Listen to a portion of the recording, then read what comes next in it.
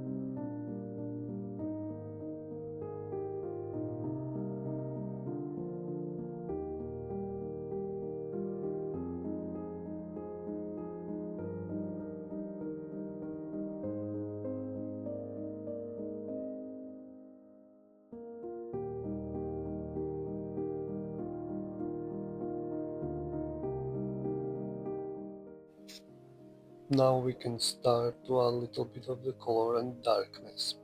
But don't be scared from the beginning when you fill in with the color and smudge with your finger and your fingers are clean.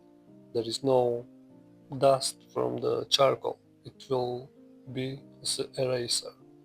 Usually what I do, I smudge with one finger and then if I want some lighter color, I smudge with a clean finger so it little bit clean the picture. So just smudge with one finger, make it messy, up, down, whenever you like it.